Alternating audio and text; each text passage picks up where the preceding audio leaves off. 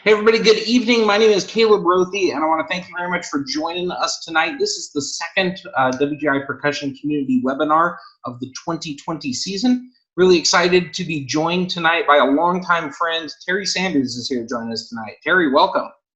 Thank you. Thank you so much for allowing me to do this and having me on. I've watched plenty of these, and I'm excited to be in front of the camera.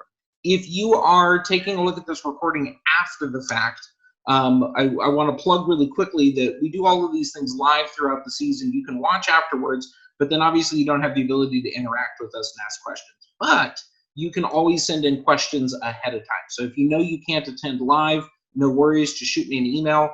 My email address is caleb@wgi.org, and if you send me an email there, we'll make sure that we include it in whatever webinar we're doing. All right, so let's get started. Terry Sanders and I are good friends. Terry and I first met in a rehearsal facility. I can't remember which one it was, but it was in Dayton, Ohio in 1999. He was there with Escambia. I believe Escambia was Scholastic Open at the time. I was there with Ayala. Ayala was Scholastic A at the time. And I think if I remember correctly, Terry was running over in his allotted rehearsal time. And Terry, Ike, and I, we had a couple of words, and we were trying to figure out what to do with all of that. And really, though, there was a huge mutual respect right from the beginning. We got a chance to check out what all the Escambia performers were doing, and they were fantastic. They hung around and checked out what all my students were doing. And since then, Terry and I have been longtime friends and have been chatting it up during this time of the year every single year for, Terry, it's more than 20 years now. It is more than 20 years. And I remember that rehearsal very well. We had it started out as a huge exchange because the time was over, you know, like, get off the floor, we're here in 12. It was so much fun because it was a little middle school gym and we could barely fit in there. Of course, at that time, nobody had a 60 by 90 floor. Everybody had like a 50 by 70 or even a 40 by 60. But still, the meeting was fun because it fostered friendships that have lasted, you know, all the rest of our lives, which is something. It's the beauty of the activity. I tell people all the time, I can go into any city now and I have someone there in the marching arts activity that if I break down or if I need a place to stay, if I just want somebody to hang out with, I have so many friends that I have met through this activity, and that was the start of it all. And like you said, you, Ike, and I have been boys forever now. So yes, it is nice that we have always been the same with each other. I can't tell you how real me and Ike have been, and I know how real you and I have been, which has been the beauty of our friendship. Absolutely, absolutely. So Terry, let's start with this. I plugged a couple of things. You go way back in this activity, and your primary program has been Escambia for many, many years. But for those that may not be as familiar with you and kind of your resume in this activity, can you give all of us just a little bit of a rundown of your bio and your history in the indoor activity? Okay, yeah, just briefly, 30 plus years in the marching arts activity totally, mostly with EHS. 23 years as director of a competitive WGI unit, that's Escambia High School, in A class, open class, and world class, making finals in every single classification, winning regionals in every single classification. I did 3 years with a group up in St. Louis, Missouri called Freedom Percussion, won a bronze medal with them in 2017. That was a lot of fun. Also did some stuff with Keone Cunningham. You probably remember him with Element. Tomball percussion. It was the only unit to ever perform in prelims in PIA and then get promoted to PIO at this finals competition. That wasn't at a regional. They're the only group to ever get promoted at world championships. So that was fun working with that group, some great musicians in that group. One guy, Walter Turner, is just a phenomenal kid who marched Santa Clara and now has a website, YouTube channel where he does drum set stuff. He is just phenomenal, but he was such a kid back then. And I've worked on the advisory board for many years. So many proposals that I have proposed, just like you, have been passed and become rules now. The executive board for my circuit for 20 years, Gulf Coast Color Guard and Percussion Circuit. I've been on the executive board as well as a member for 20 plus years. Currently, my creative flow is going through Southwind Drum and Bugle Corps now. I'm the program coordinator for Southwind this year, my first year in that chair. It's always nice to get new gigs to continue to learn. So looking at the activity from a different perspective now has been a lot of fun for me. And there's so many other groups that I've worked with and consulted with. People call me Uncle Terry because I will go to just about anybody's rehearsal if they need help, and give them the real lowdown and not give them the sugar-coated version.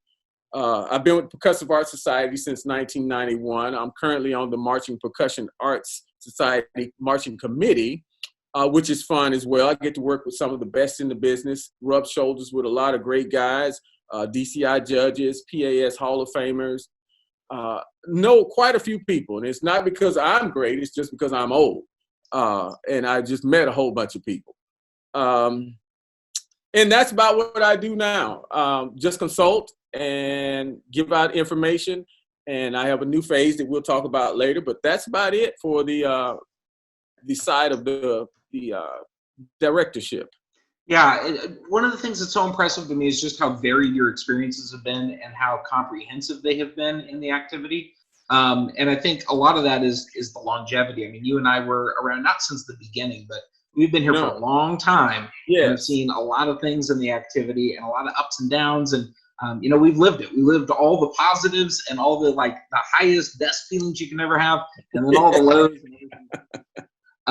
And I got to tell you, for everybody that's attending, Terry is one of my favorite people in the activity because, as he said himself, he always tells it like it is, and he is such a wonderful font of knowledge and so giving to share that knowledge and those experiences and perspectives with anybody and everybody. So if you're ever fortunate enough to be with Terry at an event or get a chance to hang out with him, pick his brain. He is an open book and will tell you anything and will give all of his secrets away for nothing. So definitely hit him up, and that's what we're going to do on the webinar tonight. Yes, I'll definitely give away a lot more tonight. You know, when you're competing, you're like, wait a minute, I can't tell them everything. But now the gloves are off. Whatever you want to know, I will tell you. I even tell people that I used to beat consistently, why I beat you and how you can beat other units now. So yeah, the gloves are off now. Outstanding. All right, so Terry, let's get started with this. I know that you retired from Escambia. I think it was at the end of last season. Is that correct? 2019. So one of the things that is huge for those that have been in the activity for a long time and then kind of either taken a step away from active teaching or designing or moved into a different role in the activity is it kind of gives you a chance to get some perspective in a way that is really tough when you're in the trenches every single year. You know, you're in there and you've got a new crop of students and you've got a new show you've got to get on the floor and all that stuff. But now that you've, kind of stepped away from at least that portion of the activity right now, looking back on all those years as an instructor and as a designer, what would you say has ended up being the most rewarding part or the most rewarding parts of all those experiences? I got to tell you, the medals, the championships, the sponsorships, all that stuff is great, and I really love it, and it's a necessary item sometimes to have. But for me, the bottom line has been the kids, and more so for them, helping young people with their lives and get on with their lives, being accountable, being good people, making good citizens. But I had to think about that. Because I was thinking, what would I say if you asked me that question? And the bottom line comes down to all of those experiences made me a better person. Working with kids makes me a better person. The ability to teach and relay information makes me a better person. So selfishly, I did it for them, but selfishly, I did it for me as well, because I knew, because being an example, being a leader, I got to toe the line myself.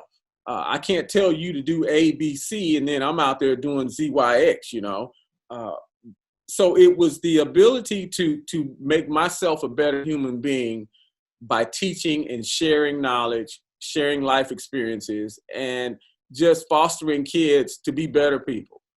That has been my biggest takeaway from the activity all these years, that I love the fact that I have touched so many lives and impacted so many lives. but all of those lives have impacted me. So if I've taught 1,000 kids, that's 1,000 portions of love that I've gotten back into just one me. So that makes me 1,000 points better. And I think it's so hard to sometimes get that perspective, like I said, while you're in the season and working. It's so valuable when you're able to just pause and think for a second about, what am I really going to get out of this? I know we all stress over, you got to get more show on the floor, or, I just went to a competition. I didn't get the feedback that I was looking for, or didn't get the competitive outcome I was looking for. And it's easy to prioritize that stuff and almost become obsessed with that stuff. And really, at the end of the day, I don't remember any of that stuff. I remember the shows that we put together. I remember the students that came through my program and had an effect on me, and I hope I had an effect on them. And all of those experiences, those really are the biggest thing, most important thing. And I'm so happy to hear you say that. Yeah, that and the friendships that I've developed over the years, man, some of the guys are just so great. And you talk about, people talking to me, asking me for stuff. I've asked so many people what they do for this, what they do for that. I have never wanted to go to a show and watch the show. I want to come to your rehearsal and watch you rehearse to see how you relate to your kids. Maybe there's something I can take away from you that can help me relate to my kids more. So the relationships have been wonderful as well. Awesome. Hey, we got our first question for tonight, Terry. This one's coming from Tommy. I'm going to throw it right at you right now. What do you think made your ensembles so successful over the years? Was it your teaching? Do you think it was the composing, the arranging? Do you think it was show design? Was it choosing great staff members to work with you? What do you think had the strongest impact on all that? Wow. You kind of answered the question with the question. But I would say, first and foremost, it was the common bond that I had with the students on the common goal. If kids buy into what you're doing, whether it be, your show is entitled Space or whatever, but if the kids really buy into you as a teacher and buy into how you're teaching and what you're teaching, you can sustain longevity. And I tell people this all the time, and this is my favorite thing to tell new directors or somebody who I feel like is going off the deep end with we gotta win. I'm like, look, man, let me get you to understand something. Kids can smell bullshit a mile away. So if you're all about the okey doke and you're faking them and you just want to be on Facebook, hey, I'm great. Man, those kids will walk away from you in a heartbeat. Kids don't care how much you know until they know how much you care. Therein lies the secret to 23 years in the activity. Yeah, and I think authenticity is so important. And this is not unique to us. This is any educator that stands in front of students any day. The amount of knowledge that you have is of very little interest to students right out of the gate. What they care about is, who are you as a person? And are you there for them? Do you get what makes them tick? Are you motivated by the right things? Is there a personal connection there? A lot of us call it charisma. And do you have that with the students? Do you create that bond? After that has to happen first. That's your pathway to anything else. So if you have wisdom to impart, if you want your ensemble to be better, if you want to have better quality rehearsals, it starts with those relationships, and it starts with the buy-in of your students and them knowing that you're an authentic person that's motivated by the right things. They know it, just as Terry said. Yeah, and a lot of kids know from the fact of organizational skills. We come to rehearsal, we don't have music, we don't have exercises, some drums are missing, you didn't turn in the forms to register us for the regional, or you forgot to send in the notice for the bus. When kids see things like that happening, I could pay my money to do something else. I'm not going to pay $1,500 to be an indoor for us to not even have a bus to go to the contest with because you as an adult failed me. No. So that in lies with, they don't care how much you know, they know how much you care. Because if you care about the ensemble and you care about what you're doing, you're going to get good arrangers if you can't arrange. You're going to get people to come in and do body work if you can't teach body. You're going to get people to come stand in front of your kids who have the same level of respect for kids and teaching that you do. So what the guy asked in the questions, all those things are pertinent to having a successful ensemble, but leadership starts from the top down. The top down. But if you find some kids who are very respectful, they don't tear up the hotel, they're not cussing, they're not tearing up the restaurant, go find their director. I bet you he's a responsible person. I bet you. And that's usually where it starts, from the top.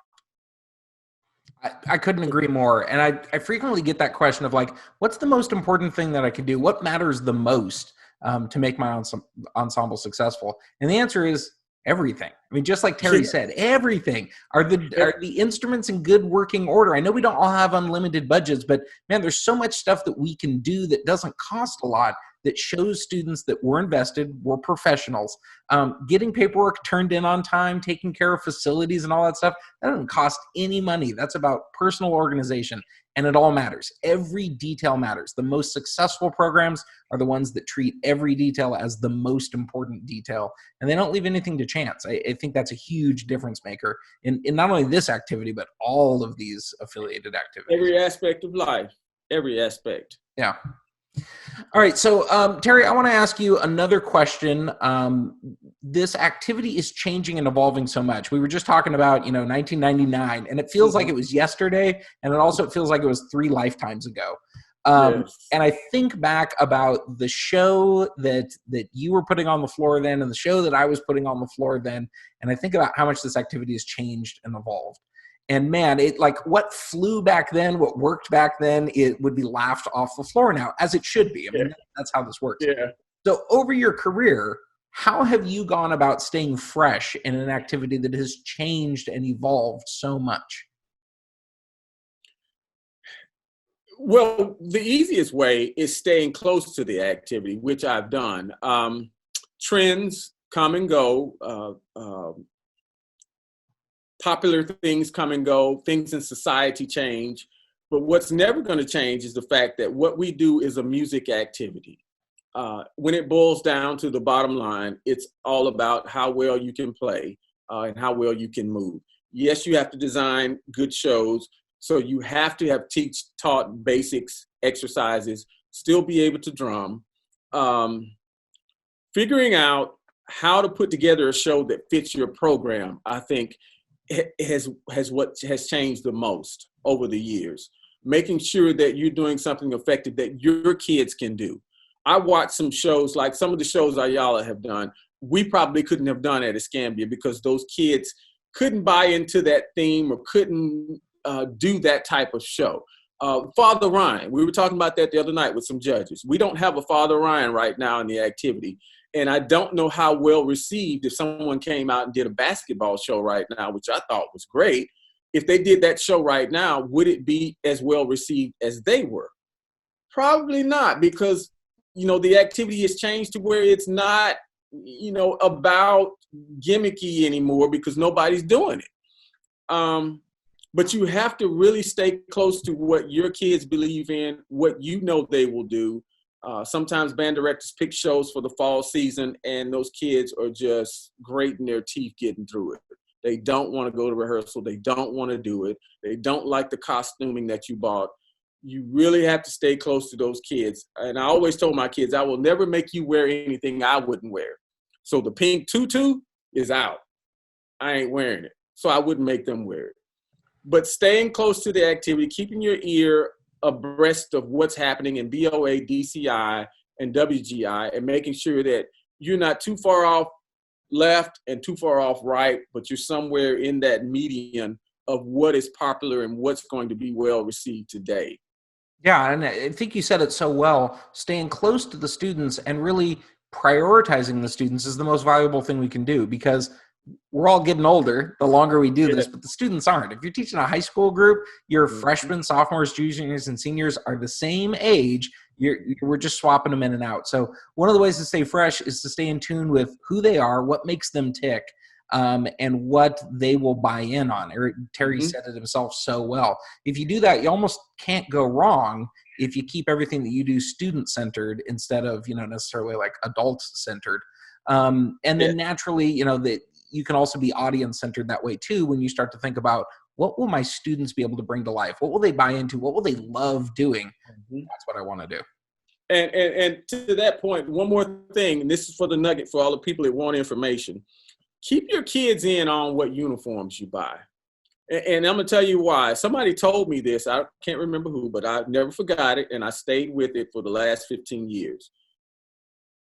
We bought a uniform one year that the kids didn't like, but I liked and the staff liked. And I'd always see it on the floor in the gym, the floor of the bus, never on a hanger. They'd come in with it draped over their shoulder. They'd be balled up in a knot. And it's all because they didn't care about it. They didn't like it. So I started including my kids in on the uniform and show reveal a lot earlier. And I would give them 2 and 3 options. I say, we can do show A. Here's the uniforms. Here's the floor. Here's the music. Hit the button. Let them listen to it. Or we can do show B. I'd go 3 options, and I would look at their response. And when they go, whoa, I knew I had a winner, because the uniforms would always be on a hanger. They would always be in a garment bag. They would never be wrinkled. They would always be washed. They would take care of those uniforms, and I gave them ownership into their show. So now it's just the staff not pushing down a show that they don't like. They have ownership in what they're doing. Man, they'll run through walls for you. When they believe in what they're doing, they will run through walls. Yeah. And if we look at the activity as client-based and customer-based, obviously we're trying to put a product on the floor that the audience is going to love and respond to. And if they do, we're hoping that the adjudicators will as well. But our first clients, the first audience that's going to get the show and the costume and the theme and the music, those are our performers. Those are the members of the ensemble. If they love it, there's a good chance that I'm barking up the right tree. If they hate it, there's a good chance this is not going where I was hoping it was going to go. Terry, next question. Neil sent this one in. He is wondering this. Can you please describe the most positive change that you've seen in the activity over the years? Wow. Neil, it's a good one, right? Yeah, Neil goes back a ways too. Yes, he does. I was in high school. I love Neil. Let's see. The most powerful, what was it, the most powerful? Most positive change that you've seen in the activity over the years. I'm going to say the camaraderie of the parking lot, the vibe at championships, the vibe at regionals. It's become an experience now. Even if your kids don't happen to make finals, they're still going to enjoy the show. There are a lot more independent groups now. The activity has grown to where kids get to see college-age kids do it at a different level.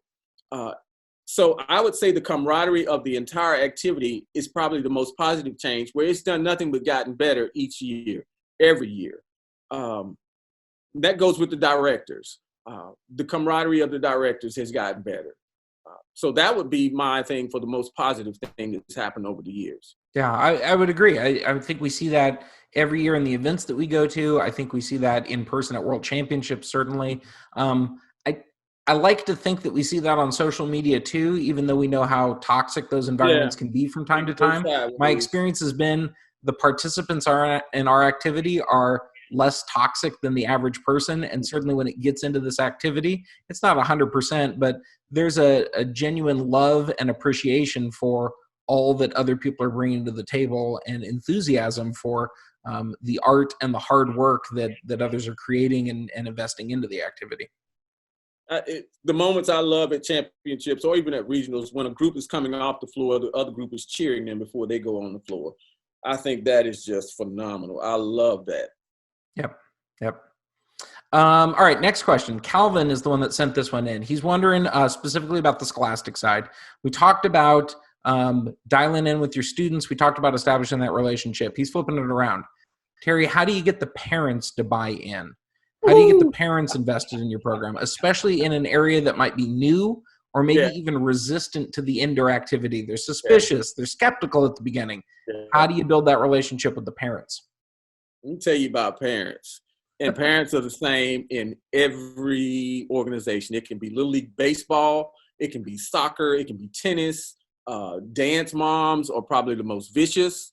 But let me tell you something about parents. Parents should not be a problem for you, because first of all, if you want to get your parents involved in the activity, have them go to a show with you.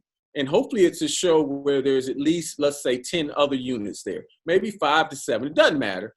but let them see another group of parents working in the parking lot.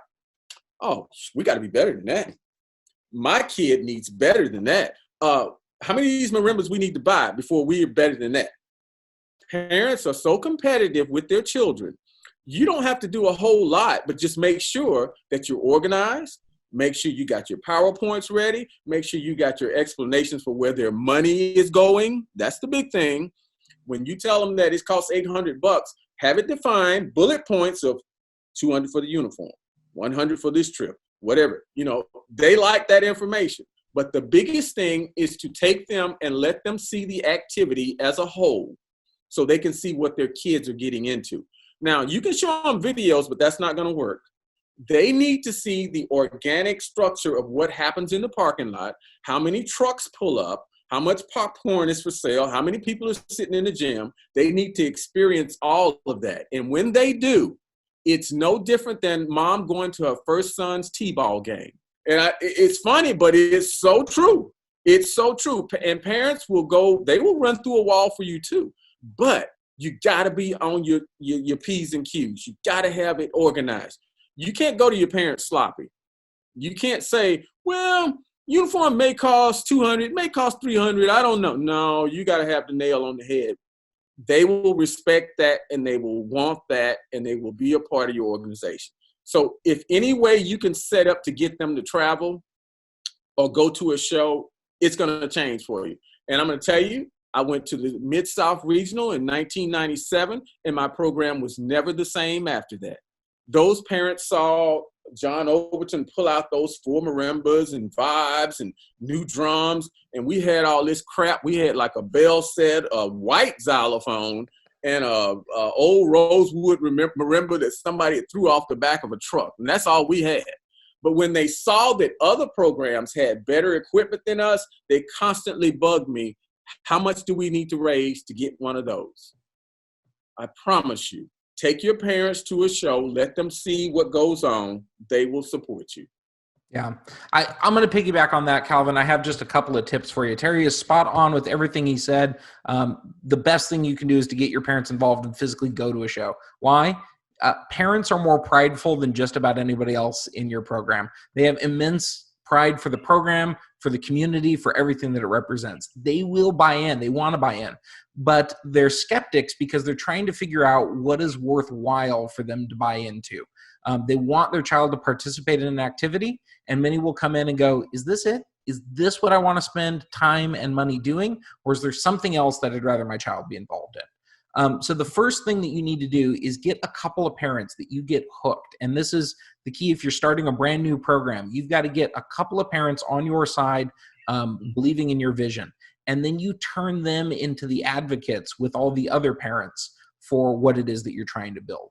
And if you can establish that, if you can get a couple of key parents that are all in on your vision, and they can start to be the ones that behind the scenes are influencing other parents and pulling them into the social circle and saying, hey, come on over here. Are you free Saturday? Come on down and build some props with us. It does a couple of things. First of all, it creates this cycle so that when those parents graduate and leave with their child, you've got another generation of parents coming up right behind them that are ready to go. But it also does one of the most important things, which is it makes this activity social for the parents. If they feel a social connection to this, if they have other parents that are friends that are also involved in this, they are much more likely to stick around and not be that one and done parent that you see every once in a while. The other thing is parents are primarily and initially concerned in what's in this for my child. So I know our priority is we got to get the show on the floor. This is what the costumes are going to look like, and I need you to pay your dues. But that's not a motivating factor for any of the parents. What they're wondering is, how will this positively transform my child? And if you can articulate that vision, if you can give them some evidence about, look, here, your child will come in with this, and here are all the skills, both the hard skills and the soft skills that they're going to acquire. And here's an example. Here's another parent that's a parent of a senior, and let them talk to you about how their child is transformed after being in our program. They're sold. They're totally in, and I think that's the key. Yes, I agree with that 100%, Caleb. And I was going to add on, guys, I just gave you my email address. If you want me to email you my PowerPoint presentation that I have for my parent meeting, I have one parent meeting a year, or I did, and I explained everything for the year. Another way to get your parents together is to have social fundraisers. We had a pancake breakfast where the moms came in and cooked pancakes, and we sold pancakes all you can eat for like $6. All the food was donated from Walmart and other groceries in the area, and the parents loved it. They got to hang out, they got to cook together, we got to eat together. If you have a camp weekend where you go from 9 to 9, have dinner from 5 to 6 and have it a potluck dinner. Have parents bring their food in. We talked about prideful. Miss Johnson wanted everybody to taste her banana pudding. I'm telling you, parents are prideful, and they will bring their best foods because they don't want to suck at cooking now. They will bring their best foods, but breaking bread together is the quickest way to bring your ensemble together. There's nothing like eating food together to bring that commonality out of all of us. Yeah.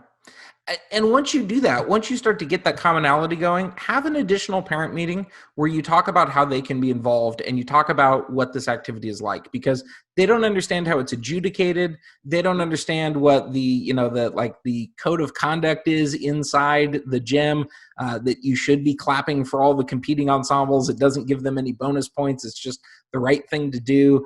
They don't understand things like you can't record video in here and all. So it's a perfect opportunity to bring that education 360 degrees and make sure that your parents are fully a part of this, rather than like the appendage that just cuts the checks and then helps you get on and off the floor. They can be so much more than that. Yeah, hey, Terry, we covered a ton of ground on this. Victor had one additional question. He said, do you have any other types of recruitment tools that you use to get kids invested? Just wondering if you have any additional tips on that, or if we've kind of covered everything that we can think of for tonight. To get kids involved in the activity, I'll tell you this. It's a short one. Success breeds success. When it's cool to do it, every kid in the band will want to do it. Every year we had 60 kids audition that were win players because it was cool to do it. The group was successful and everybody wanted to be a part of success. You get those kids who want to do extra. They want to be in both jazz bands. They want to play in the wind ensemble. They want to do solo and ensemble. You get all those kids who want to do extra. So yeah, recruit kids by being successful. I love it. Love it. All right, Terry, let's transition a little bit. One of the things you and I chatted about before this was T&P. And so I was wondering if you had any T&P tips that you would like to share with everybody tonight, some things that are for the good of the order and things that we don't think about often enough. What do you have for us? Yeah, T&P. Let me just say this. 23 years of attending WGI championships and regionals every year, sometimes 2 regionals in a year. We have never, let me say that again, never gotten a penalty at Escambia High School. Never in 23 years. Know the rules of the game before you play. One of my favorite rappers, DMX, says that in one of his lines. Know the rules of the game before you play. Read the rule book and figure out how to get on and off the floor and practice it. Don't depend on Johnny's parents because they ain't going to show up. Susie and Mary's parents are going to show up and they're going to go the wrong way with the speaker. Don't do that. Make your kids do everything. Please understand how the announcements go. Dale Powers just cut a video for the color guard because they're having so many problems with people not understanding that there's going to be an announcement when you walk out and they say, blah, blah, blah, is coming onto the floor. And then the next announcement is performing their program. People still don't understand that. And it's 2020. Take your time out of rehearsal and fix those things. And I know you're like, man, we got to get this snare roll clean. We got to get the design team to get this changed, these drill dots. Make sure your kids have a level of relaxation when they go onto the floor. And that comes with repetition of pulling your floor out, plugging everything in, timing it, and getting it down as quick as you can. We got on the floor 1 minute and 10 seconds. That was our average. 1 minute and 10 seconds. And this is at World Championships. This is everywhere because we rehearsed it. The thing about it that I love, when my kids did it in 1 minute and 10 seconds, it was normal. It wasn't like, whoo, are we ready? No, it was normal. That's what they did. So there was no anxiety of, did the power come on? Oh my God, I don't hear the samples yet. No, we worked on that until it was done correctly. So please, 23 years of never getting a penalty, take my word for it. If you practice it you will be successful. Last point, don't pull your floor crooked. People pull their floor out like this all the time. Please don't do that. Don't let the kids do it. Get a staff member to get your floor correctly. It's not on the score sheet. Nobody's going to tell you this, but Uncle Terry will. When you pull your floor out crooked, you can promise you on your commentary, I'm going to say, hey, y'all need to pay attention. It doesn't look good. It doesn't set up for you. I had a group 2 weeks ago pull their floor out. If I'm the center of the floor, this is where their floor was. All this gym over here, and they were like, no, we weren't supposed to do that. I'm like, come on, man, you got to practice it. You have to practice it. So please, don't get a point penalty and end up in 5th place and you should have been 2nd. Don't do that. Read the rules. Do your due diligence. I love it. I have nothing to add. That's fantastic, Terry. All right. I've got another question for you. This one comes from Sean, and he's wondering specifically about World Championships. If we could talk about that for a second. Sean is taking his ensemble to Dayton, Ohio for the first time ever. They're a Scholastic A ensemble this year, and he's got a 2-part question. So here's the first part for you, Terry. What's your best advice for the staff to consider when planning the trip to World Championships? Plan out your day in detail, your days in detail. Don't just say driving to Dayton or flying to Dayton. Have your meals planned out, have everything planned out, all the way down to lights out, and give that to the parents and to the kids. Now, the kids are not going to read it, but your parents need to know what they're doing for every moment of the day. Even when you get up in the morning, breakfast is from 6 to 8. It's a free buffet at the hotel. We get on the bus at 9:15, have your uniform, shoes, socks. Put all of that in your itinerary. I would say planning the itinerary is the most important thing about the trip to Dayton. You have to have that.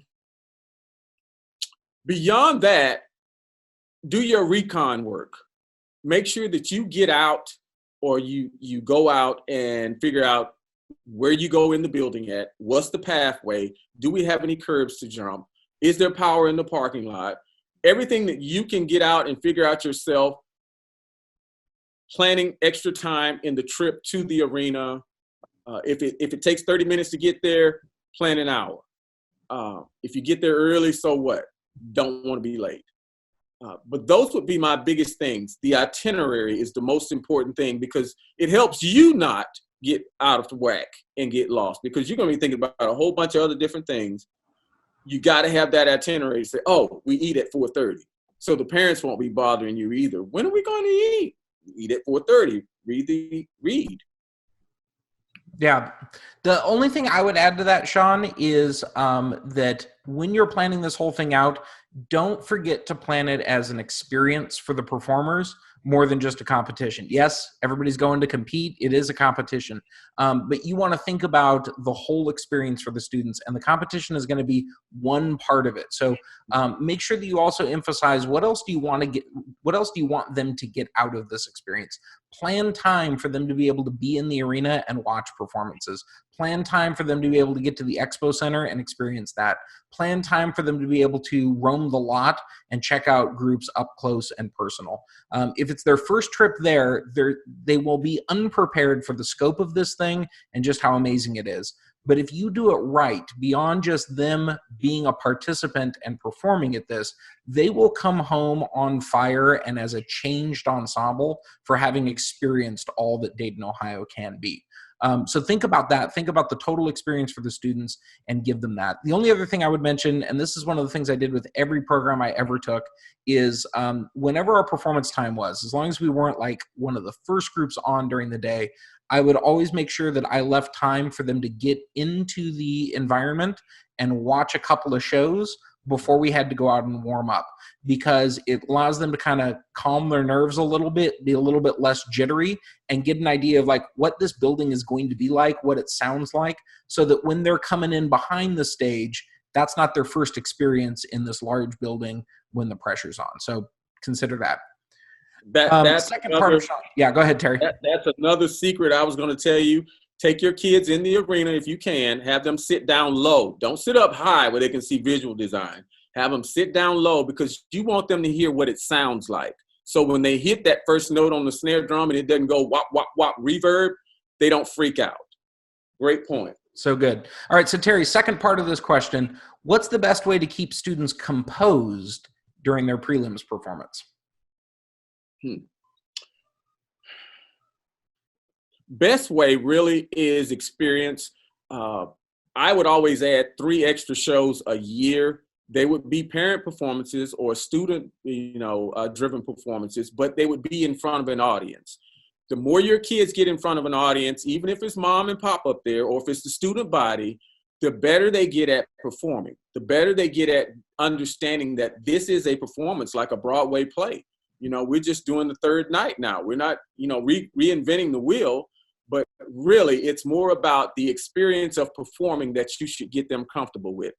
Ask the principal, can we do a student body performance, church performance on a Sunday night or something, anything to get them in front of people that will calm their nerves and become better performers. And if you have the chance to pull the floor and go through the routine of plugging up everything under time, the more the better. Because the less anxiety they have when they walk on that floor, the better they're going to perform. Yeah. I think just like preparing athletes for any event, the key in this is to prepare your students so that they are prepared for whatever may possibly happen. So if you can reverse engineer everything that could possibly go wrong during that performance, it gives them the confidence and allows you as the instructor to reiterate as you're preparing to come onto the floor, look, we got this. We've done this performance dozens of times. We've rehearsed every little hiccup, every way that it could go not correctly. We're in a position to just do what we do. You don't have to do anything extra in Dayton, Ohio. This doesn't have to be all of a sudden a special magical performance. You just need to do the thing that we've been rehearsing and practicing to do. Be consistent. That's the name of the game. The other special sauce tip that I would have for anybody that's making the first trip is tell your students when they're pre-staging, they're the next one on, remind them that everybody sounds amazing from behind the curtain. It doesn't matter whether it's the best ensemble there or it's the worst ensemble at World Championships. When you're an ensemble and you're the next one on and you're behind the curtain and you listen to that other ensemble, you go, oh my gosh, they sound amazing. There's no way we could compete with that. Just know that nobody's good as they sound like they are from behind the curtain. Reassure your students that. Let them know they're going to sound amazing to the next group as well, and then just let it rip when they come onto the floor. Terry, I want to transition in a second and talk about adjudication, but before we do, I want to give you a chance. You've been in this game for a long time.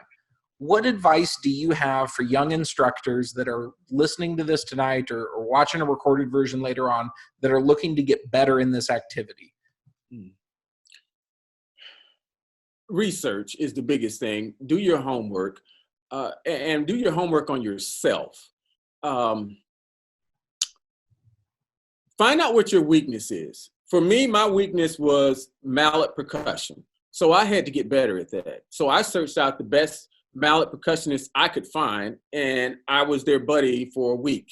And they taught me everything I needed to know about double verticals, lateral rolls, how to hold the mallets, everything. I knew how to teach battery, write for battery, but I struggled at the mallet percussion. And I knew that unless my group got better, and I even went out and hired a great mallet tech to work with my group, Michelle Nelson, if I don't do that, if I don't admit my weaknesses and grow from that, you're never going to get any better. You're never going to get any better as a designer or an arranger, because if you're putting it out there for your kids, you have to know the strength of your kids. My kids can't play lateral rolls, then don't write that. My kids can't play permutation that well, then play block chords and play with the 2 and 3 mallet a lot. Don't write stuff that your kids aren't good at. But if you're not good at that instrument, if you're not knowledgeable at it, you don't know not to do that. My kids play horrible backing up. Then tell your drill designer, whoever writes your dots, maybe all of our motion should be lateral and we shouldn't do this a lot. My visual designer keeps writing all this body that my kids can't do. Then don't do that. Don't put them on the floor and roll around and act like they're ballet dancers when they're not. Stay with your strengths. But mainly stay with your strength. Get to know your strength and your weaknesses and become better at them. And the biggest thing is when designing shows, and I don't know if we're going to talk about this later, I can also send you this. It's a link to an explanation of the 5 strategies for audience engagement. and understanding that if you are a designer, you have to know how to get the audience's attention with your show. And before you sit down to design your show, you need to establish a connection for number one. You need to say the most important thing in your show, number two. You need to close with a recapitulation of what you started with. Your show needs to be easy to remember. And you need to follow the rules of the threes, doing everything 3 times or more. But this is a study about a part of the brain called the amygdala. And it's quite an interesting article written up on it, and I'm glad I found it a while ago. And as I read the article, I realized I was already doing those things with the way I designed my shows, trying to reach out and get their attention right away, being repetitive with it, and designing my show around the emotions. Because the first thing I want you to do is feel. Then you can think about what I'm doing. But you feel emotions first before you think about it. If somebody walks up to you and goes, boo, you go, oh. Well, you're not thinking I'm scared. That's just the reaction that you're feeling. So emotions are the basis for how we motivate humans, period. So when you can understand that when you're designing your show, don't have the first minute or first 30 seconds of your show be boring as heck. And you say, we're really going to get them at the 2:30 mark. No, you lost me by then. Introduce yourself, say what you got to say, tell me your story, wrap it up, and hopefully throughout your story, you've told me enough times that I remember what it is. So those are the things I would tell a young designer right now. Be careful about who you are and know your strengths and know what you can do. And if you can't understand the design process, find somebody that does, somebody you trust. Absolutely. You surround yourself with people that are better and smarter and more capable than you, and then it rubs off on you and you grow as well. Such great advice. Yes. Terry, I want to transition now, and I want to talk about adjudication a bit because you have a new role within this activity starting this year, and I want to pick your brain as one of the people that's got a ton of experience on the designer, instructor, educator side of the table. I'm going to pick your brain a little bit about life on the other side of the table. So I was wondering, you and I actually have judged a show before, and it was many years ago. So I know you're not new to adjudication at all, but this is your first year on the WGI roster of adjudicators. Let's go back, and can you tell all of us, everybody that's attending tonight that is participating in the activity and maybe is interested in getting into judging someday or is just wondering how this whole thing works? That's what I'm hoping to break down. Let's start with this. How and when did you get started as an adjudicator? I can't remember the exact year, but it's been over 15 years at least in how I got started, when I got started. The reason I started judging was because of something my mom taught me as a kid. If you feel like you can do better, then do it. And I felt like I could be a better judge than some of the tapes that I was getting in the fall marching contest that we were going to at the time. I'll never forget, we had this one guy, he stood on the side of the front ensemble, and the front ensemble started the show and played about 45 seconds of permutations, lateral rolls, like one-hand octave rolls. We were doing all this great stuff, and he never said a word. And as soon as the snares came in with a buzz roll, he's like, good job, snares, that's great. I'm like, what about these kids over here? They've been working their butts off, getting all this stuff out. So I got into judging because I would hate for somebody to experience that. Literally, that's why I started judging, because I knew I could be better than what I was hearing. And I wanted to be a part of a better judging community. And I've judged quite a few places over the years and been a part of associations. I've left some associations because they weren't about getting better. But that is why I started. But the year I can't recall, but I know it's been a while now. I love it. All right. So here's the next thing I'm wondering about. Anybody that steps into adjudication for the first time and does their first show, does it believing that they've got something to add to this? Does it believing that they're going to be of benefit and of value? I don't think anybody would ever do it without feeling like, I think I could be helpful in this regard, or at least think I could be a good evaluator and a good determiner of outcomes and stuff like that. But anybody that's ever does it will tell everybody, when you sit in that seat for the first time, it's not what you think it's going to be. And that we all bring a bunch of misconceptions to it the first time. So Terry, I'm wondering if in a moment of humility, you wouldn't mind sharing with us, what was your number one misconception about adjudication prior to becoming an adjudicator yourself? Wow. Basically, I thought it was easy. And I thought I wouldn't have to work and I could just show up and just do it, which is not true. You have to work at your sentence structure. You have to work at how you're going to express your thoughts. You can't be long-winded. You have to be articulate and concise and informative all in the same. And sometimes that's not easy to do, at least when you're starting out. The first time I picked up the tape recorder, I thought I was just going to spit out all this knowledge. It didn't come out like that because I got to relate to what they're putting out in front of me, what I am judging. And I wish I could find that tape because I'm sure it was full of a lot of and the moments were going so fast, I was not able to keep up. I was not able to keep up with what they were doing and articulate it in a great fashion, in an educational fashion. It was some garbage on that tape. But I've quickly realized that this was not going to be easy. This was going to be very difficult, and I was going to have to work at it. I like to use the analogy with the NFL referees. Sometimes they're bad, but those guys have to work at it to become an NFL referee. You have to go to camps during the summer and practice refereeing. Well, it's no different with judging. If you don't practice at it, you're not going to get any better. So I started practicing on Friday nights. I would judge my band and I would judge the other band. I would go to games on open weekends that we didn't have football games, and I would judge other bands. I would go to band contests and we would be on like next to last. I would get there early and judge the 1A bands, the 2A bands. I would sit there and make tapes all day just for me because I didn't want to suck at it. And I knew my first start wasn't great, but I had to work at it. So the biggest misconception that this is going to be easy. No, it wasn't. Yeah, I had a really similar experience the first time I did it, thinking I'm at rehearsal all the time and I'm giving feedback and I'm giving information and I'm great at diagnosing what the issues are. It's going to be just like that. I'm just going to sit in the chair and it'll be like I'm watching a full run in rehearsal. And it's not. You put a sheet in front of you. There's criteria in front of you. There's certain expectations. You have to be concise with your language, but also be able to identify so many things on it's not like being at rehearsal at all. So it does require you to work. And I'm so happy that you said that because prior to me ever doing it, I thought it was a fairly static thing. Like you get to this point where you know a lot of stuff and then you get anointed as a judge. You are now a judge. Sit in the chair and be judge about this whole thing.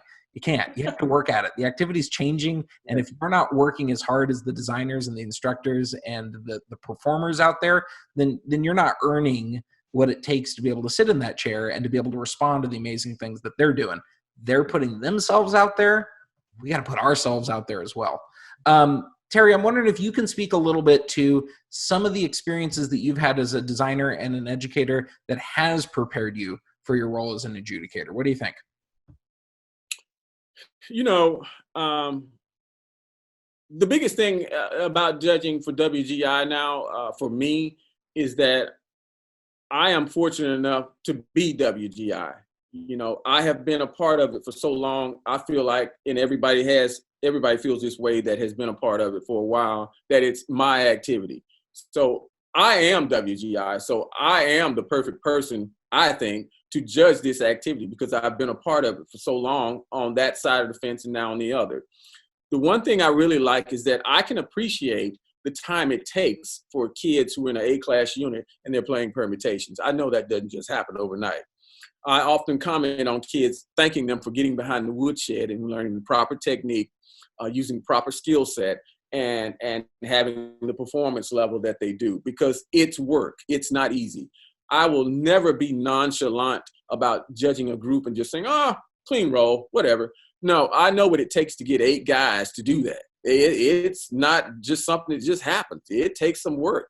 So the appreciation for the art form, the design, the uniforms, everything comes at, for me, a greater level because I know what it takes to get there.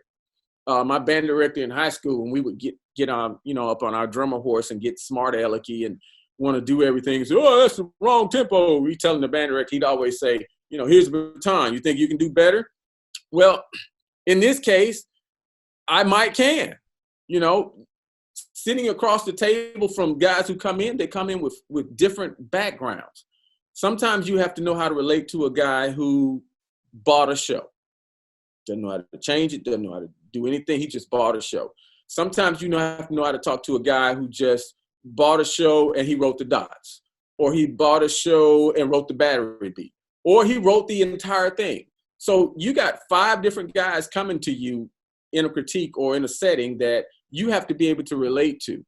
And I feel like because I've done all those things, my strengths are really great being able to relate to instructors and relay that information to them instantaneously because I know where they're coming from.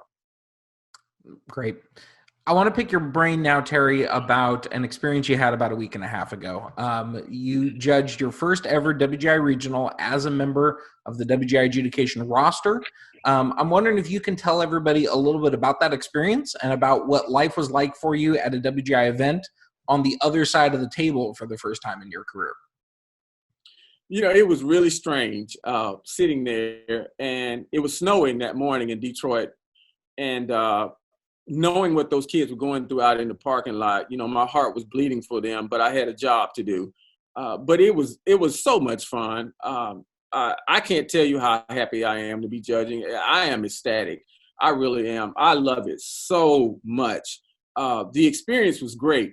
We saw everything from 2 minutes of jeans and T-shirts to 5 minutes of full-on production. So we got the gamut of the experience of the regional and the tension that comes with the regional on the performer side and the director side. I could see the tension in their face as they were in the hallways warming up. I knew that things just weren't right and Johnny left a stick or didn't bring his shoes or whatever.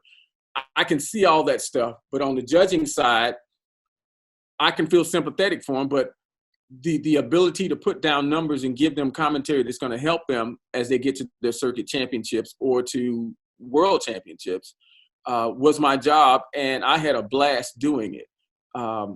Early on, watching groups perform, you have to say, okay, you only presented 2 minutes today, so that's the 2 minutes I can adjudicate.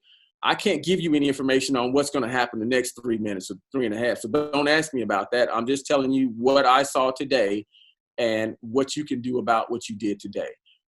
But the experience was great. I can't wait until the next one. Some people knew me, some didn't, but most were excited to see me because they know that I bring that level of experience and knowledge that they can come in and sit down and pick my brain on. That's great. Did you find anything surprising in your experience at that regional? I know you've been judging for a long time, but first time at a regional, we know regionals are different than like a local circuit show where you're going, I'm going to go to 2 or 3 of these things throughout the season. A regional may be, like one of the bigger performances of the season for some of these groups. And we've got groups that sometimes are traveling great distances to be at the regional. So it's just a whole different ball game. Anything you found surprising about that experience? The surprising thing for me was I went all electronic this show, personally for me. And I used your spreadsheet, and thank you very much for creating that. My pleasure. That was awesome. It was my first time using it with no paper. I did everything on your spreadsheet, and I loved it. So that was my biggest thing for me personally that I did differently than what I had done before. And it made it a lot easier for me to get the rank and the rate correct and make sure I had everybody where they needed to be, and the spreads were correct so that I was telling the groups based on the spread exactly what I wanted to tell them if they didn't come to critique. So they could see the points that they were away from the other group, whether it was 0.5 or 1, and they could read the bottom of the sheet and say, similar differences, definitive differences, whatever. But that was it for me. Is there anything that you found at the regional that was challenging that you weren't expecting, perhaps? I tell you, the show was well run by my friend Benja. He did a great job, and the parents there did a great job of running the regional. The challenging thing with most places like that is the listening environment. The gymnasium wasn't super great from a sound standpoint. It was double tiered. We were in the top tier. So the challenging thing was getting the read perfect the way I wanted to. I couldn't because of a lot of times I had to say it may be the gymnasium why this is sounding a little wonky. It may not be your group, but it may be my listening responsibilities right now. That was challenging for me. And so wanting to give them feedback, it was hard to have to pull back and say, guys, it may not be you, it may be the gym. And knowing how that works and not just saying, it's you. No, I knew it could have been the gym. Love it. All right, next question for you, Terry. I want you to think back now about your experience as both an instructor and a designer and an experience as an adjudicator. Are there things that, now that you've sat in this chair at a WJ Regional, are there things that you wish you could go back and tell the instructor version of yourself now that you lived both of those experiences? Yes, I would. And I thought there might be. I have an example here. And it's on the sheet. It's called Clarity of Intent. And this is me writing a score as a youngster. See all that ink? Yeah. That's what I would go back and tell my young self. Please don't write like you write for a fall marching band when you're outdoors. Please make sure you structure your phrases so that they're musical and that they arrive at a vertical moment or a culmination of sounds. Please make sure you have melody that's present. Please make sure if you use narration, Terry, that you don't try to put narration over the synth, all marimbas, all vibes, and the battery and expect people to understand it. Don't do that, Terry. Make sure that the line of sight for all your members are on the floor or, they're visible. And make sure that you do your P's and Q's. And this is so important for young designers and young people going to places. Walk the track that your kid's going to have to travel. You or somebody on the staff, just come in with another unit. That's what I did. That's one of my secrets I'll give away. Every year I would walk in with a unit that I wasn't even with. But I wanted to see the flow. I wanted to talk to the T&P guy, say, where's the line? Where's the center line? I get all that stuff figured out myself. So if I had to go back 20 years and tell myself something, it would be do more research. And don't do some of the things scoring-wise that you've done, in your early years, because it hurts. Yeah, definitely. All right, we've got a question that came in, Terry, and I'm going to field this one to you, and I have thoughts on it too, so maybe we can jointly tackle this. Here's what William is wondering. As a judge, how much credit would you give to a group who's attempting a harder book that is not as clean compared to a group who is playing it safe and is very clean? Could the group playing the harder book have a chance to win? So I'm going to let you think about that for a second. I want to give a little bit of context before Terry tackles this. Terry is on the roster this year as an effect music judge. So we're going to ask him to almost get out of caption a little bit here and move into the analysis captions, where, in music analysis and visual analysis, judges might be, and I'm going to put a star next to that word might be, looking for those considerations. Terry, give us your thoughts on that, and then I'll piggyback with a couple ones that I have. So you're saying that one group is playing easier material clean, but the other group is trying harder material and they're struggling. Yeah, that's the general premise of this one. Yeah. In the music caption, and this is my thoughts on it, it's always been cut and dry. If you're asking kids to do skill sets that they can't do and they're struggling with it, I don't think it's going to go well for you. If you're asking kids to play within their limits and within their classification and they're doing well, it's probably going to go well for them. Let's say it's an A-class group and they're playing basic skill sets and they're doing very well at the basic skill sets and it's written for them and they can handle it and they're doing a good job with their performing abilities, they're probably going to score well. Now, a group who's just playing god-awful licks, they're playing the Blue Devils solo from 95 or something, and it's just not coming off well, we're probably going to have a conversation about clarity and execution of that. So on that sheet, it's pretty cut and dry. It's the what and the how. And they both play in that. And I don't think the what is going to ever oversee the how if you can't do the how at all. Yeah.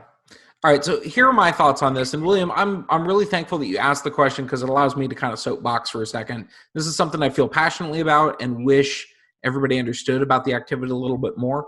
The word demand and difficulty is not on any of the WGI percussion sheets. You won't find it in any of the captions or any of the subcaptions.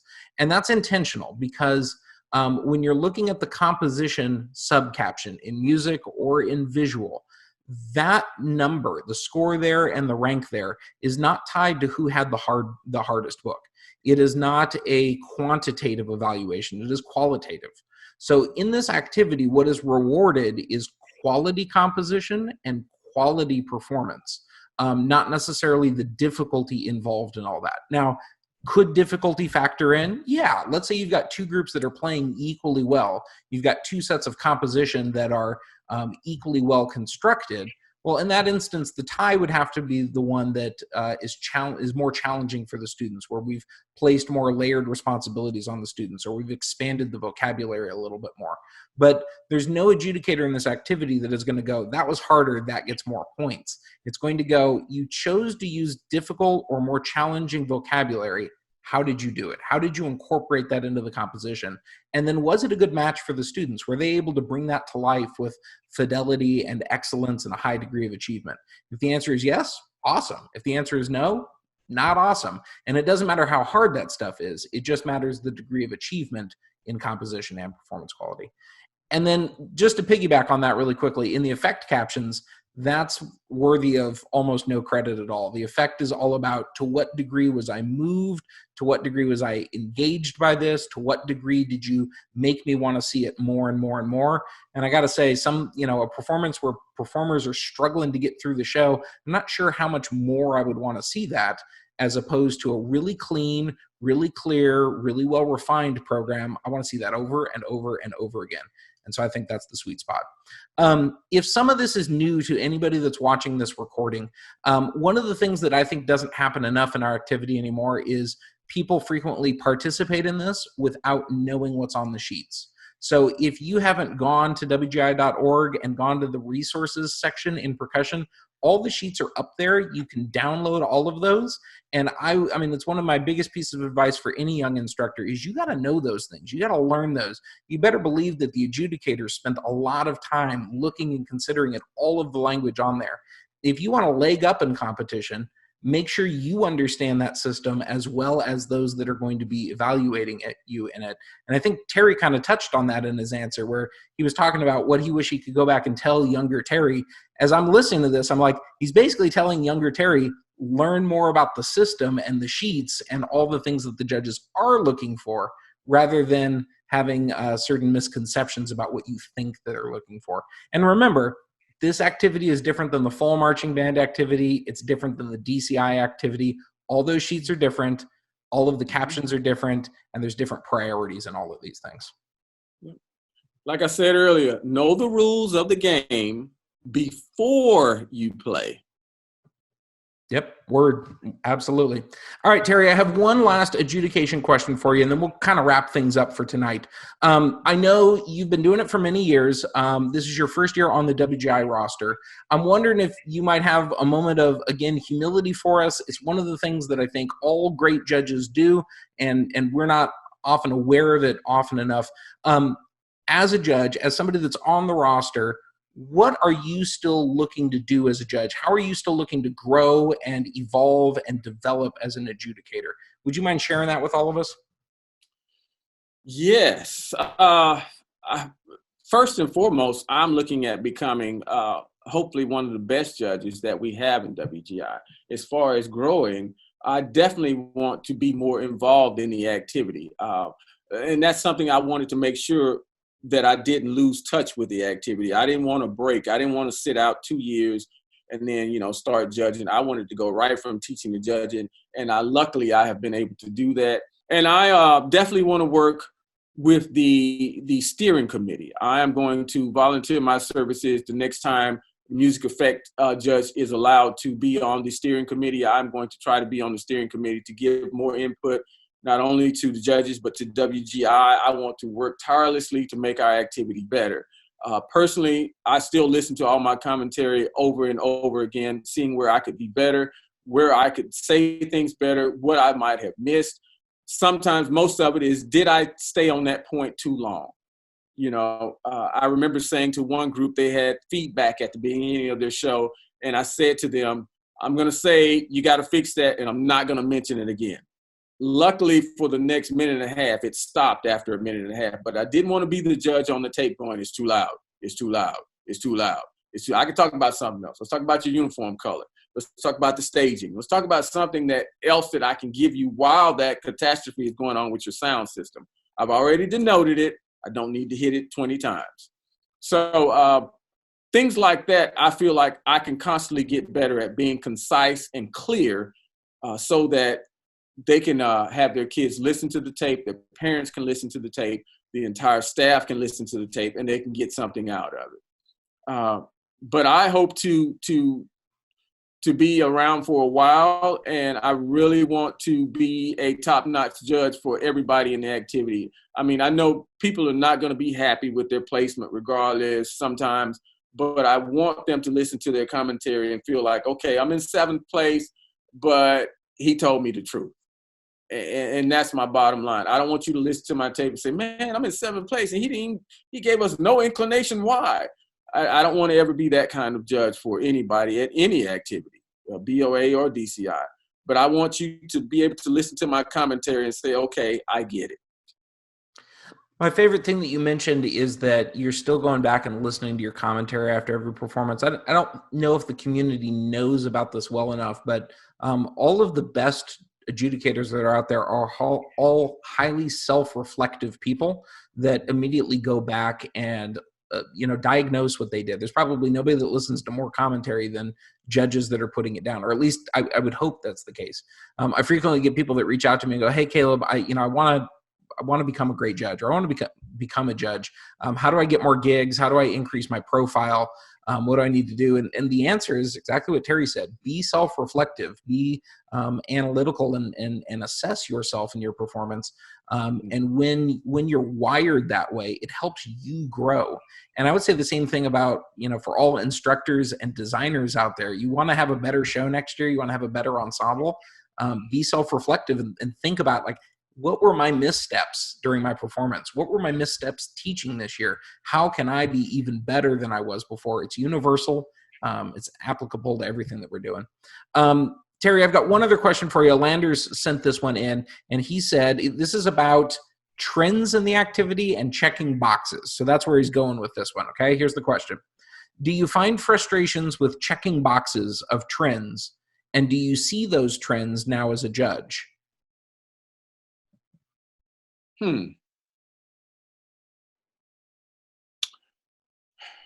I don't know about the checking of the boxes, but I do see trends. And I don't know what drives them. But what I still see in our activity is the ability to do any show and have it adjudicated fairly.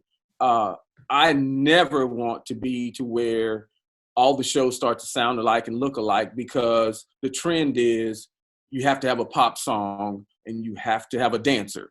I don't want everybody to come out with 30 dancers in a pop song. I want people to be able to do what they want to do. I had a long conversation the other night about controversial type shows. And personally, I love them because they are deviant from, let's say, the color show or the ice show or the winter show or the summer show. And those are fine. I love those shows too, but I love what some groups did last year by taking a chance of being away from the mainstream and not being a checkbox show. I think a lot of groups really still do that, and you still have your standard shows, there's some recycle shows that happen, but as far as checking boxes in activity, I don't think it's gotten to that point. And I don't think we've gotten to the point to where the judging community has dictated what is acceptable and what is not. And that is my biggest fear. And that's one of the things I loved when I went to my first WGI meeting, that Mark was adamant about, that every show deserves to be judged. If you're doing something stupid like North Carolina State did a bunch of years back, No, that's not what I'm talking about. But if you're doing something, let's say like I'll take one of our shows. In 2016, I did a show about child abduction. And on the bottom, what it was, that's exactly what the show was about, a kid who was kidnapped or lost. And that's a touchy subject. But how we did the show was still tasteful, and it could be adjudicated as is. And you hope that when those shows come out, nobody says, okay, I'm going to get on my moral high horse and I'm going to decide for the activity that this is not the show that should be shown, and I'm going to give it a 0. I hope we never get to that point as far as checking boxes and relegating what can be successful. I think it should be wide open for designers, as long as they're doing something that is not, gross or is not family oriented, let's say, to where Disney wouldn't show it. But no, I don't think there are boxes, and I haven't seen any. The trends do happen. I think we're getting into the phase to where a lot of people want to do cool things with electronics, which is fine. I remember when the first year the lights were allowed. Everybody did lights. And the sampling is still, you got to trigger it. So that's still going to happen. But electronics is a big thing now, doing things electronics with groups. But if they don't march and play and design a show that's still, entertaining, has clarity, the thought process is not logical, they're probably not going to do well, regardless of which boxes they check. But yeah.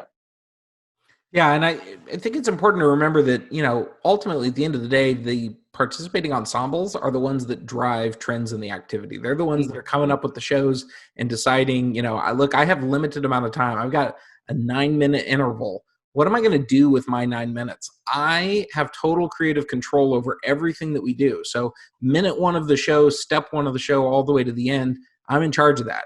And if I want to use a particular device or a particular technique because it's trendy, I think it's important to look at it and go, am I using it because it's trendy and it feels like everybody's doing that? Or is this the right thing that gets the point that I'm trying to get across to the audience? So to the extent that we see trends emerging in the activity, those are design choices that ensembles are making. I do know, and Terry touched on this, it's one of the first things that's discussed at the adjudication meeting every year. It's on page 1 of the adjudication manual, this concept that all shows, all design ideas, all themes and concepts and whatever you can bring to the table, they all have equal opportunity to be successful. It's what you do once you start moving and once you start playing. What do you do with your elapsed time that allows you to be more successful or less successful than other competitors in the field? So I still think it remains a really wide open system. I don't perceive there being any check boxes. In fact, it's one of the things we always talk about, pushing back against this idea of any compulsories in the activity. And I still think we have a wide open landscape. I think the trick of that is ensembles choosing to be who they are and design their own shows to fidelity, rather than I saw 5 ensembles start with their drums off, so we got to start with our drums off this year because that's what everybody's doing. If they're all doing it, go the opposite direction. It may just make it unique and stand out in a crowded field. We're going to take this thing to the home stretch, Terry, but I got one other question from Mike, and I definitely wanted to touch on this. He's wondering about critique. And his question is so good. It's 2 parts. So here's what he's got. Terry, from the instructor side of things, how do you go about getting the most out of your discussion time at critique? And then part 2 is we'll talk about it from the other side of the table. So instructor side, put your instructor hat on. What's your approach to critique to maximize that time? Man, critique is such a beautiful thing. It really is, from the instructor point of view and the judge. But we'll start with the instructor. I love critique. You have to be a tactician when you come into critique as an instructor. You can't fumble. You can't be loosey-goosey. You have to know your objective and obtain it before you get up from that table. Now, you don't have 10 minutes to go into a deep discussion. So whatever you and your staff are doing, listen to the commentary. Listen to the commentary twice if you can. Make notes. Come up with the notes with the staff. Let's say I got a staff of 5. Everybody tell me 3 points they want to ask in this critique. Now, if we come up with 4 of them that are common, then we got 3 that are common. The most common questions that have come up for, let's say, the music judge, then those are the 3 questions we're going to ask. We're not going to go with the 7 because we don't have time for that. But if 4 of us want to know, what did you mean by saying that blah, blah, blah was happening with our mallets and we need to adjust that? That's the question we're going to ask. I would not even introduce myself. Well, I didn't because I knew half the guys. I sit down and I start talking. I ain't got time. I don't know I don't want to know your name. I don't want to know your mama name. I don't want to know your bank account. I don't even know none of that. Get to my question. And here's another thing. You drive the conversation.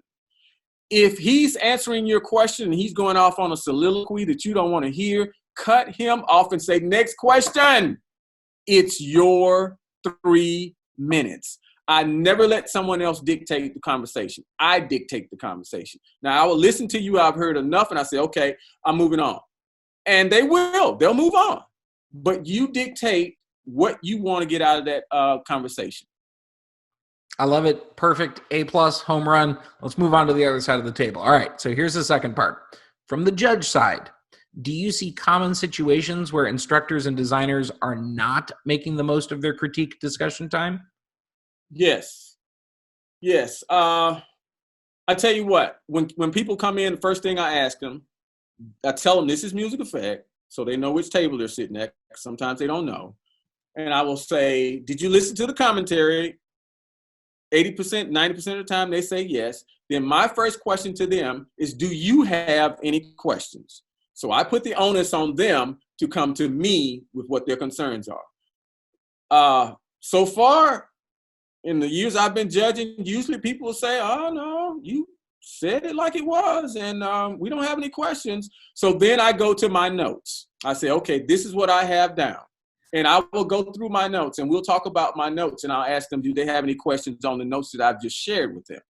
Now, it gets unproductive when you haven't listened to the commentary. You don't have any idea of what I said to you for the 6 minutes and 30 seconds, and I just got to go over my 2 lines of notes, and that's it.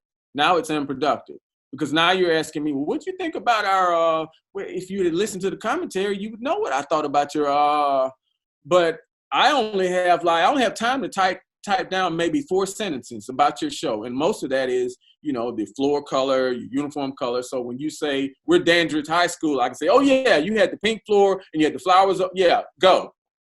So I can recognize which show I'm talking about immediately. So I don't have a dictation in my notes. So the people who are most unprepared are the ones who don't listen to their commentary, and I can't help them because I need it to be a 2-way street. Yeah, I'm going to echo the same thing. I got a chance to adjudicate a show last weekend and had the same experience at critique. A couple teams came in super prepared, and by prepared, I mean not just they've listened to the commentary. We should all start with that's a baseline. Like, don't come to critique if you haven't listened to your commentary. You won't offend a judge. You will offend them if you come and you haven't listened to the commentary. So listen to the commentary. By prepared, I mean they walked in, they had questions, they had an agenda, they had certain things they wanted to accomplish in those 3 minutes, just like Terry was outlining a couple of minutes ago. By and large, though, so many ensembles came in, they had listened to the commentary, and they said, so what'd you think? You know what I thought. That's what the commentary was for. Right, what else? There is no what else. I gave you everything I had to give you during the performance and during the wrap-up. If the only reason you're coming to critique is to find out the what else that I didn't mention on the recording, you're going to be disappointed because I know my process is trying to give you everything I've got during that recording because I don't know if we're going to interface.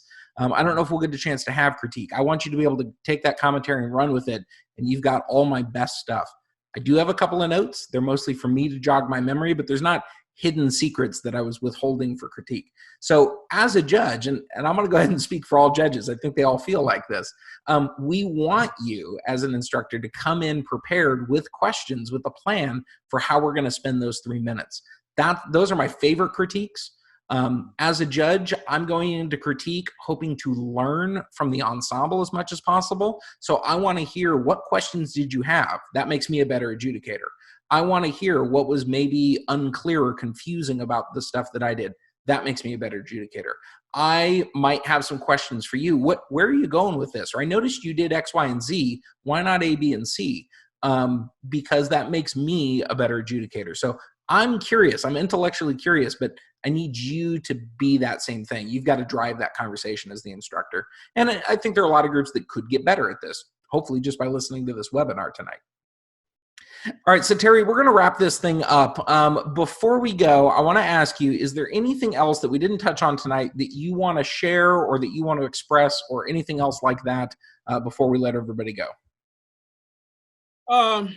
Yes, I was going to talk about show design for young designers as well. Another thing that I kind of give an analogy for. I see a lot of shows where the show starts out very strong in the first 2 minutes, and then it's just anybody's guessing game till the end of the show. And I told a group the other night, I said, think about if you're watching one of the Jason Bourne movies. If Jason Bourne appears in the first minute and 30 seconds of the movie, and then we go an hour and 25 minutes and we don't see him until the last 2 minutes of the movie, that's what I see on the floor right now. You introduced your topic at the beginning. You did all this stuff in between that had nothing to do, basically jumps in the gym. And then you said, oh, there's Jason Bourne on the other side of the floor. Make sure that your show is comprised like a movie. You have the opening section. You have the body with the character. You have the character development or just the show development. And then we arrive at an ending point that's somewhat reminiscent of the beginning point, or at least they're tied together. But don't just give me the beginning, drum, drum, drum, drum, drum, drum, drum, move, move, move, move, end of the show. And that's a design point for young designers to make sure that you think of your show in a logical aspect. You storyboard it out, even if it's not about a character. And speaking of characters, and I've made this mistake before, as you said earlier, what would I tell younger Terry? Don't have the drum line chasing a girl around the floor the entire show. One group came in and said, you realize the girl's chasing them. I'm like, how? You know, she's always in front of the snares. So how is she chasing the snares? So don't make that mistake of having some lead character come out and just run around the floor and flop around for 6 minutes. And it's really not tied to your show again. Yeah, the running girl is a bad thing. And that would be it. Love it. All right, so we're going to wrap this thing up. Terry, I first of all want to thank you so much for spending some time with us tonight. Truly an honor and a privilege to have you here sharing all this knowledge with everybody. And attendees, I hope you got a ton out of this with Mr. Sanders tonight. I enjoyed it.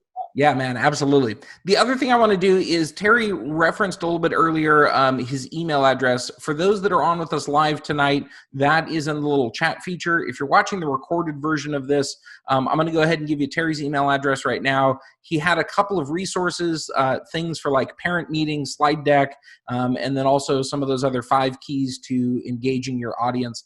You can send him an email. His email address is centersnare84@gmail.com. Terry, that's the year you, that was your birth year, right? Yes, let's go with that. Yeah. All right, that sounds good to me. The other thing is we were talking about, Terry mentioned that digital tote sheet that he was using when he was judging, and one of the people asked, hey, can you give us a link to that? I'd be happy to do that. If you want a link to any of the adjudication tote sheets that I've built because you're doing some judging or you're curious and you want to check them out, all of those are available for free at www.calebrothe.com. That's CALEBROTHE. So calebrothe.com/totes. That's the URL that you want to go to. Everything up there is totally free. They're just a bunch of Google spreadsheets.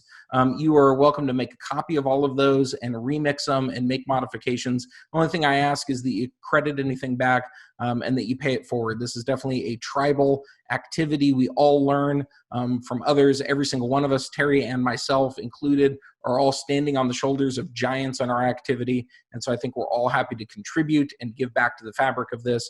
And we would just ask that everybody else do the same kind of thing. We all learn a tremendous amount from each other. And that's why the activity is growing and thriving. And it's awesome. Terry, thank you so much.